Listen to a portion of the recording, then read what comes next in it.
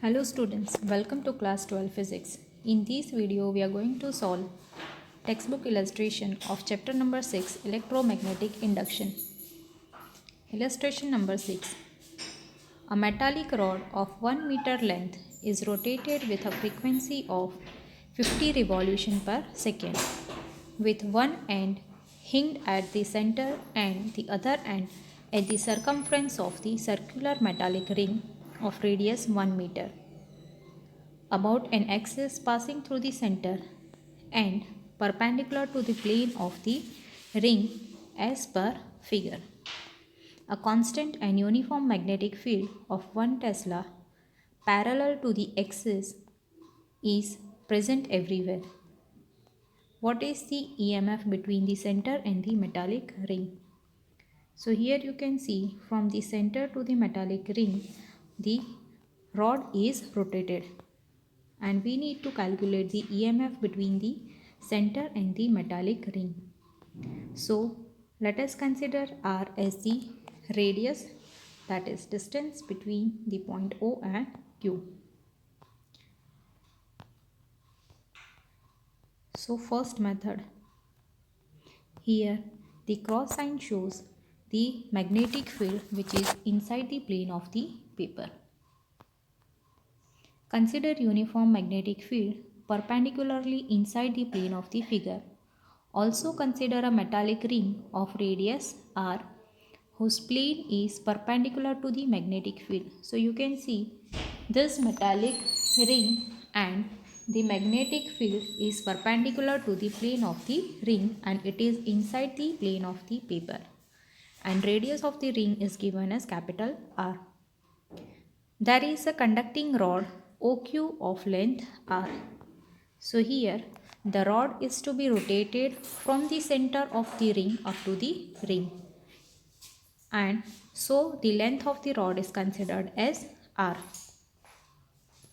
So here from the figure you can see OQ, this point OQ is the rod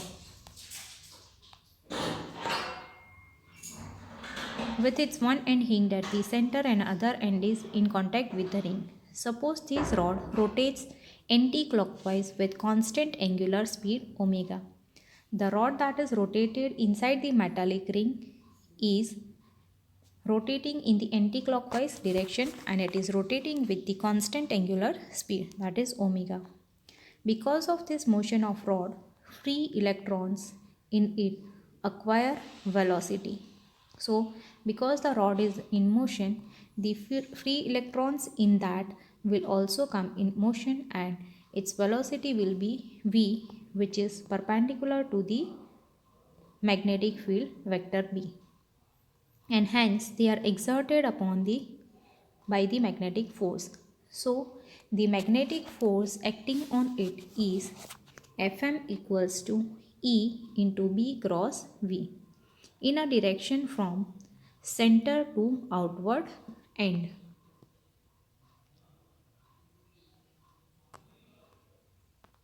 Hence free electrons in the rod start displacing away from the center, making center positive and outer end negative.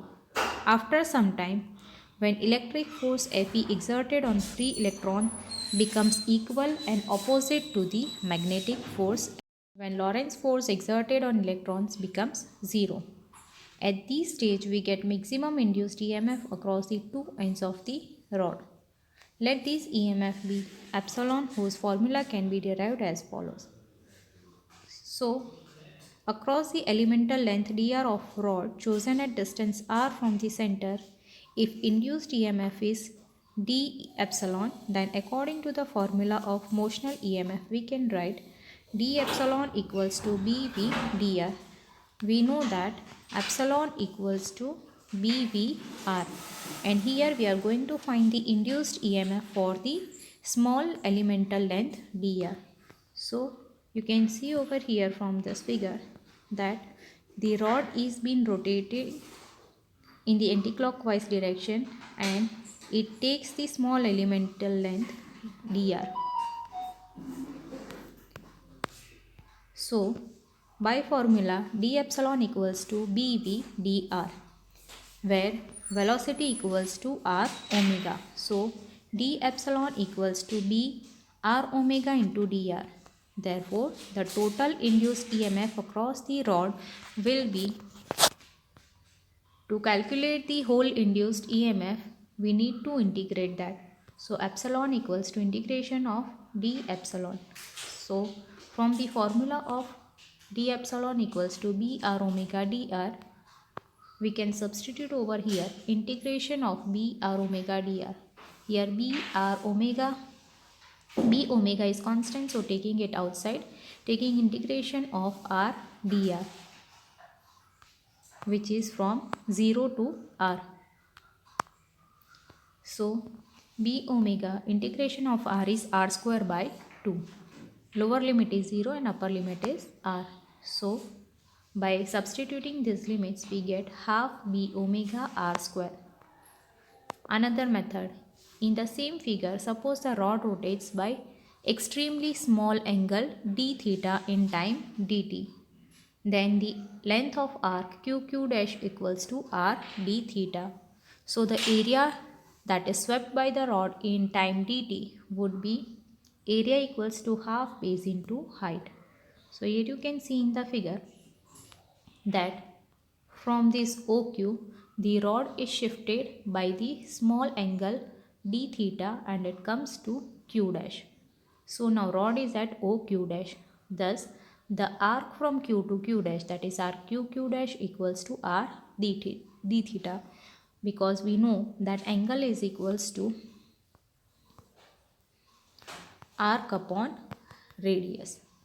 So by using the formula, arc is equals to r d theta. So the area swept will be half into base into height. So here base is nothing but the radius, that is the length, which is r, and height is nothing but the arc QQ dash, which is r d theta. So dA equals to half r square d theta. Magnetic flux cut by the rod in time dt is d phi equals to b dA. By the formula phi equals to b a. Here d phi equals to b dA because magnetic field is uniform. So d phi equals to b and area swept over here is half r square d theta. So substituting it, we get b half r square d theta. Thus, taking derivative with respect to time, both the sides, we get d phi by dt equals to half br square d theta by dt. And we know that d theta by dt, that is omega, that is displacement with respect to time. Angular displacement with respect to time is nothing but angular velocity. So d phi by dt equals to half br square into omega. Now induced EMF across the rod will be, by formula, epsilon equals to minus d phi by dt. So substituting this formula of d phi by dt in this equation, we get epsilon equals to minus half b omega r square. Taking its magnitude, we get half b omega r square. Third method to solve this. At time t equals to 0, epsilon 1 equals to 0, because by formula epsilon equals to bvl, here initially the rod is at rest and so its velocity is considered as 0. So epsilon 1 equals to 0. At time t equals to t, epsilon 2 equals to bvl.